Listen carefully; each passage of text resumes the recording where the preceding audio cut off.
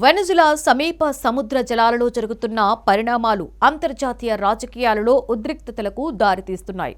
America ఆక్రమణ నుండి ఒక చమురు ట్యాంకర్ను రక్షించేందుకు రష్యా జలాంతర్గామితో సహా నావికా దళాలను పంపడం ప్రపంచవ్యాప్తంగా చర్చనీయాంశంగా మారింది.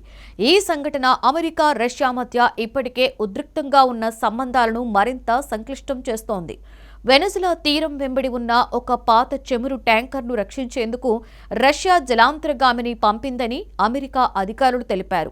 ఈ ట్యాంకర్ను కేంద్రంగా చేసుకుని రెండు దేశాల మధ్య కొత్త రకమైన ప్రతిష్టంభన ఏర్పడింది. గత 2 వారాలుగా అమెరికా కోస్ట్ గార్డ్కు చెందిన ఓ నౌక అట్లాంటిక్ మహాసముద్రంలో ఈ ట్యాంకర్ కదలికలను పర్యవేక్షిస్తూ వస్తోంది.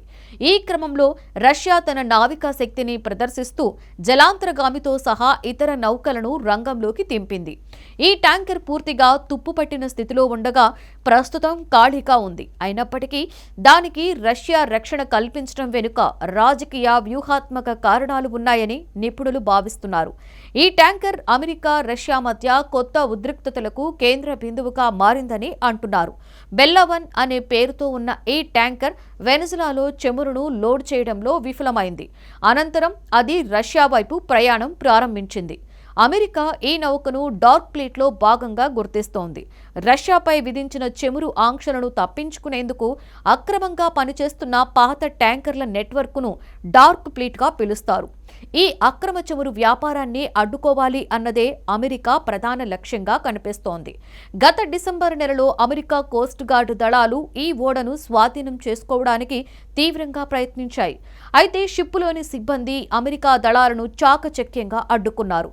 అంతర్జాతీయ నిబంధనలను తప్పించుకోవడానికి వెంబడిస్తున్న సమయంలోనే ఓడ సిబ్బంది దాని పేరును మారినెరాగా మార్చి రష్యా జెండాను ఎగురవేశారు. రష్యా ప్రభుత్వం ఎటువంటి ప్రాథమిక విచారణ లేకుండానే ఈ ఓడకు తక్షణమే రిజిస్ట్రేషన్ మంజూరు చేసింది. దీనివల్ల అంతర్జాతీయ చట్టాల ప్రకారం ఆ నౌకకు రష్యా రక్షణ లభించే అవకాశం ఉంది. అమెరికా తన పౌర నౌకను వేధించడం ఆపాలని రష్యా డిమాండ్ చేస్తోంది. ఈ వివాదం మరింత ముదరడంతో రష్యా రక్షణ శాఖ అత్యంత కఠినమైన నిర్ణయం తీసుకుంది. అమెరికా దళాల నుండి చమురు ట్యాంకర్ను రక్షించడానికి ఒక జలాంతర్గామిని, ఇతర యుద్ధ నౌకలను ఆ ప్రాంతానికి పంపింది. తుప్పుపట్టిన ఖాళీగా ఉన్న ఒక పాత నౌక కోసం రష్యా ఏకంగా జలాంతర్గామిని పంపడం వెనుక పెద్ద వ్యూహముందని అమెరికా రక్షణ నిపుణులు భావిస్తున్నారు. ప్రస్తుతం ఈ ట్యాంకర్ ఐస్లాండ్ తీరానికి సమీపంలో ఉత్తర సముద్రం వైపు కదులుతుండగా అమెరికా కోస్ట్ గార్డు దానిని నిరంతరం ట్రాక్ చేస్తోంది. ఉక్రెయిన్ యుద్ధం తర్వాత రష్యాపై అంతర్జాతీయ ఆంక్షలు పెరగడంతో రష్యా తన చమురును అమ్ముకోవడానికి దాదాపుగా 1000 కంటే ఎక్కువ పాత ట్యాంకర్లతో కూడిన డార్క్ ఫ్లీట్ను నిర్వహిస్తోంది. ఈ నౌకలకు ఎటువంటి ఇన్సూరెన్స్ ఉండదు. ఇవి నిబంధనలకు విరుద్ధంగా చమురును సరఫరా చేస్తాయి. ఇప్పటికే అమెరికా దళాలు స్కిప్పర్, సెంచరీ వంటి పెద్ద నౌకలను స్వాధీనం చేసుకున్నాయి. ఇప్పుడు మారినెరా విషయంలో కూడా అమెరికా సదరన్ కమాండ్ ఏ క్షణమైనా చర్యలు తీసుకోవడానికి సిద్ధంగా ఉన్నట్లు సోషల్ మీడియా ద్వారా హెచ్చరించింది. ప్రస్తుతం అట్లాంటిక్ మహాసముద్రంలో జరుగుతున్న ఈ హై డ్రామా కేవలం ఒక ఓడ కోసం మాత్రమే కాదు, ఇది 2 అగ్రరాజ్యాల మధ్య పెత్తనం కోసం జరుగుతున్న పోరాటం.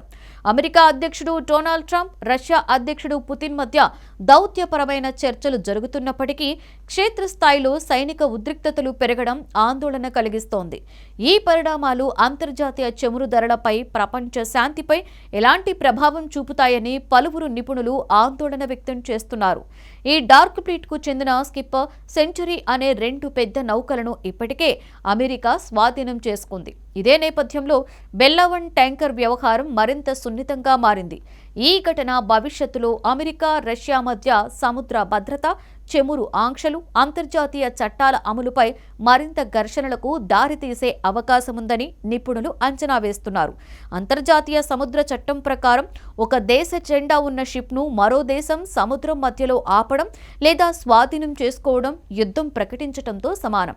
అమెరికా ఆ ట్యాంకర్ను ఆపడానికి ప్రయత్నిస్తే అది రష్యా సార్వభౌమాధికారంపై దాడి అని మాస్కో బాధిస్తోంది. అందుకే రష్యా తన జలాంతర్గామిని పంపి తమ ఆస్తిని కాపాడుకుంటున్నామని స్ట్రాంగ్ ఇండికేషన్స్ ని పంపించింది. మొత్తంగా చూస్తే వెనజులా సమీపంలో జరిగిన ఈ చమురు ట్యాంకర్ వివాదం కేవలం ఒక నౌకకు సంబంధించిన అంశంగా కాదు, ప్రపంచ రాజకీయాలలో మారుతున్న శక్తి సమీకరణాలను, ఉక్రెయిన్ యుద్ధ ప్రభావాలను, చమురు ఆంక్షల రాజకీయాలను స్పష్టంగా ప్రతిబింబించే ఘటనగా మారింది. రాబోయే రోజుల్లో ఈ ఉద్రిక్తత ఏ దిశగా మళ్లుతుంది అన్నది అంతర్జాతీయ సమాజం ఆసక్తిగా గమనిస్తోంది.